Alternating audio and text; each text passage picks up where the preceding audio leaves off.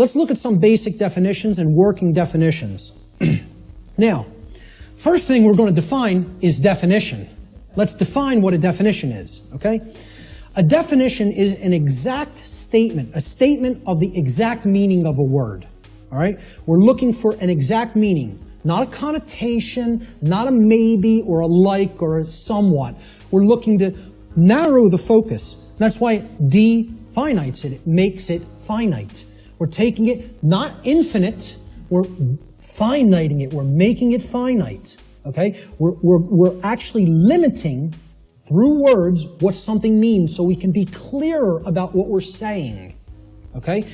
It's an exact statement or description of the nature, scope, or meaning of something. Another way we could look at a definition when we're talking about visual or audio definition is it's the degree of distinctness or clarity of an object, image, or sound. Okay? So why do people buy HD TV sets? They want higher definition. They want a higher clarity of the picture. Okay? If you have high definition audio, for audiophiles, they won't accept anything but high definition audio. Because in comparison to low def audio, the clarity of the sound is very good. It's much better.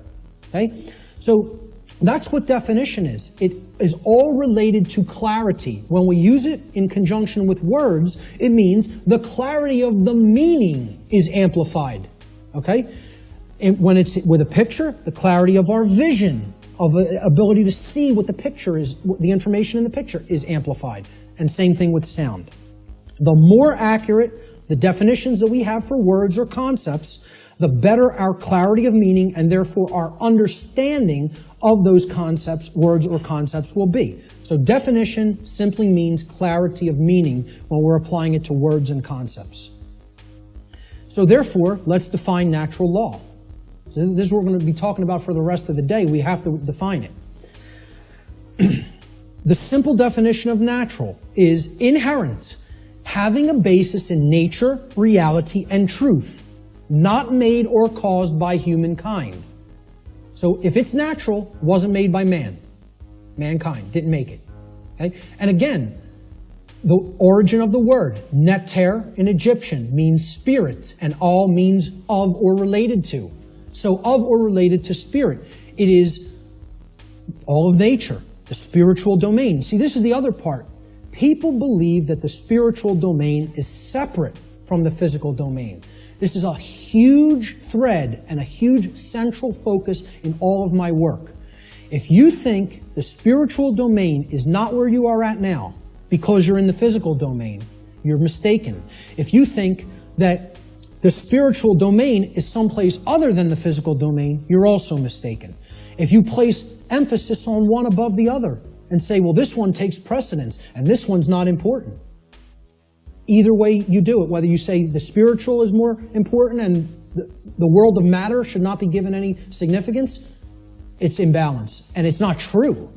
Okay? Or if you say, hey, like scientism does in many, left brain scientism, the material world is all that there is. This is just a dead mechanized clockwork called the universe, and it happened by accident for no reason.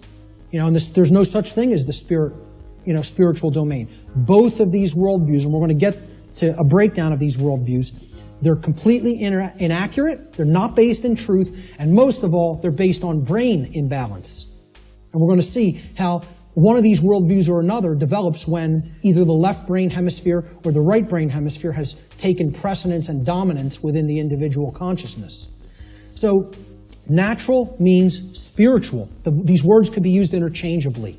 So when I'm talking about natural law, I mean spiritual law. Unseen spiritual laws. But overall, the dictionary definition of natural is it's inherent to nature and it's not made by man. The word law the definition is an existing condition which is both binding and immutable. So let's look at each one of these words. Existing. It means that it is present. It is present. Okay? It cannot be just ignored and expected that, well, that doesn't make it true and it's not going to have an effect. It's there. It's present. That's why it's a law that it's in operation, that is in operation. It is binding. Binding means it has an effect. It means it doesn't matter whether you believe that it has an effect. It doesn't matter whether you understand that it has an effect. It doesn't care. And this is another big hammer to the ego. The human ego wants to hear what it wants to hear. One of the things it wants to hear is, the universe cares about you. Personally. It cares about John. It cares about Bob. It cares about Mary. It cares about Elizabeth, whatever. Okay? It cares about you individually as a being. Now, you could go so far as to say you believe that the creator of the universe cares about you. I'm not denying anybody or saying don't think that. What I'm saying is that the laws of the universe don't care about you. Laws have been created in this realm that work flawlessly. 100% of the time, flawlessly. Let me ask people to envision this scenario to try to clarify this. A couple are on a picnic.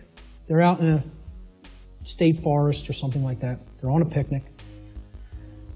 About 50 yards away from where they're at, okay, there's a pretty tall cliff, maybe about 200 feet, okay, and it ends in some jagged rocks.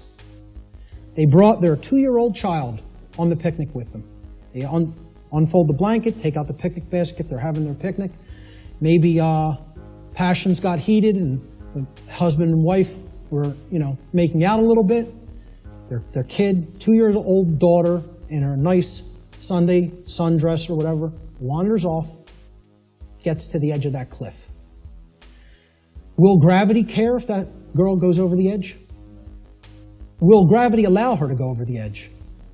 Yes, it will. Gravity is not going to say, this girl doesn't understand this law, and she'll die if she goes over that edge. She's innocent. She's nescient even. Not even ignorant. Innocent and nescient. Will that law still have an effect? You damn better well believe it will. And so does natural law in the same way. It doesn't care whether you don't know. It doesn't care whether you're nescient or ignorant. It's in effect, it's binding, and it is immutable.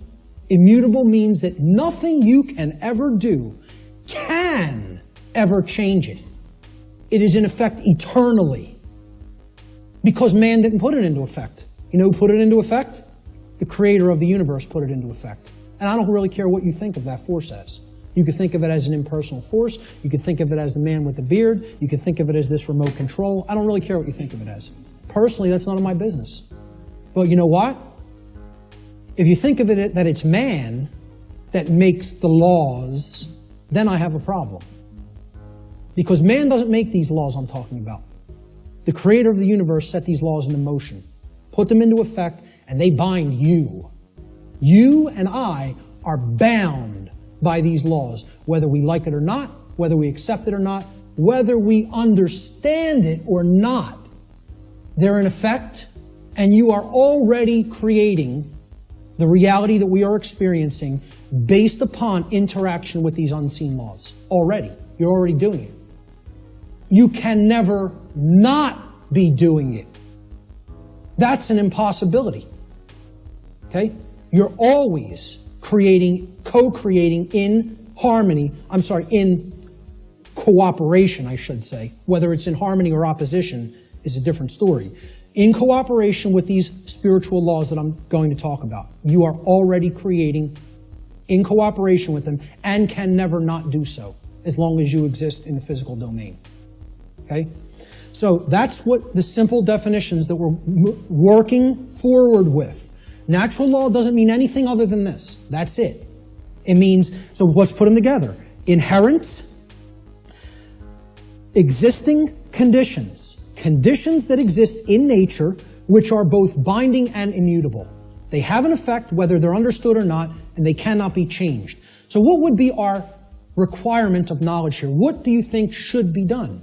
If we are always working with these, do you think we're going to create something that is wise to create, that is good, that is in alignment with what we say we want, if we don't know how these laws operate? You know what's going to be created? A mess. Total chaos. Something you don't want. Something that leads to enormous suffering. which is where we're at. If, on the other hand, you have that knowledge of how these things work, then you align your behavior to them, you're going to create a whole new different ballgame. And then you're going to not have self-inflicted suffering. Okay? That's what this is all about. So let's give a working definition. This is what I call the soundbite, right? People say, well, tell me what natural law is, Mark. You have a few days? Maybe a large portion of the day like we're going to cover today. Maybe. Some people will get it. Okay? But really, you need to devote a large amount of time to studying this, understanding it, reading about it, and even experimenting with it. This is not an untestable hypothesis. Okay? And it's not a hypothesis, it's actually a law. But it's not untestable. You can test it. You can apply all the scientific methodologies to natural law. Same thing. Gather your information, observe, hypothesize, observe, test the results, publish the results. That's the scientific methodology. The scientific methodology will be borne out for everything I'm talking about in this presentation if it is applied. Because this is not a religion. This is not some New Age mumbo-jumbo. This is a science. It is a science that constitutes knowledge of how laws that are existent, in operation, and immutable in this universe work, and how we are creating what we experience in conjunction with these operating laws. And man didn't put them into effect. Whatever created this universe put them into effect. I'm not here today to tell you what that is. Your job in your own personal experience is to get in touch with what you feel that is. I'm not here to tell you what that is. Now, I'm not here to tell anybody what that is. But my whole point is, it created these laws, and they're in effect. And if you want to stop suffering, and if you want the human condition to change, you have to understand how these laws work. There is no way around that. Knowledge of these laws is required. And this is what people in the so-called New Age movement and in religious communities and in other communities don't want to acknowledge. They don't want to acknowledge that work is required. So let's give a working definition for natural law, my soundbite variant, okay? I tell people who want the 6 o'clock news edition of what natural law is, okay? Natural law is universal, non-man-made, binding, and immutable conditions that govern the consequences of behavior, and specifically, at least on this planet, human behavior. I would say in the universe, it governs the behavior of all intelligent beings. Intelligent beings. Okay? Natural law is a body of universal spiritual laws which act as the governing dynamics of consciousness. The governing dynamics of consciousness. That's the working definition.